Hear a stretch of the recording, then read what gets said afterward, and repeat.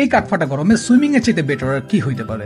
That's why এই ফ্রাইডেতে আমরা চলে গেলাম সুইমিং করতে কামাল ওয়েজেসে অ্যান্ড মন মতো সুইমিং করলাম। So let's start from beginning. আমরা ধানমন্ডি থেকে রওনা দিলাম এবং আমাদের হাফ অ্যান আওয়ার সময় লেগেছে, যেহেতু প্লেসটা কেরানীগঞ্জের কাছাকাছি। অ্যান্ড আমরা সেখানে ঢুকে গেলাম অ্যান্ড এটা অনেস্টলি রেস্টুরেন্ট হইলেও এটা বেশ বড়। অ্যান্ড যেহেতু ঢাকা থেকে বেশ কাছে এবং ফ্রাইডের কারণে জ্যামও ছিল না, তো আমার কাছে প্লেসটা অসাধারণ লেগেছে। বাট অনেক বেশি ক্রাউড ছিল যেহেতু ফ্রাইডে ছিল। তো আমরা প্রথমে ঢুকে অর্ডার করে দিলাম। তো এখানে তিনটা মেনু পেলাম, 899, 999 অ্যান্ড 1299। অ্যান্ড আমরা 999টা অর্ডার করলাম বিকজ আমাদের কাছে মনে হলো ওইটা value for money better. And then order দিয়ে আমি জাস্ট পুরো রেস্টুরেন্ট একটু ঘুরে দেখতেছিলাম, কজ আমার কাছে মনে হচ্ছিল যে আমরা খাওয়ার আগে নামবো না, আর আমি অ্যাজ ইউজুয়ালি সুইমিং কখনো সন্ধ্যার পরে করি নাই, তাই আমরা এবার সন্ধ্যার পরে সুইমিং করবো। দ্যাটস ওয়াই আমি দেখতেছিলাম এবং আমার কাছে এই ফিশগুলা জোস লাগতেছিল।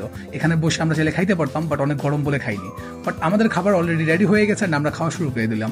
অ্যান্ড আমাদের খাওয়া দাওয়া শেষ, এখন আমরা সুইমিংয়ের জন্য রেডি অ্যান্ড অলরেডি পানিতে নেমে গেছি। কি প্রশান্তি!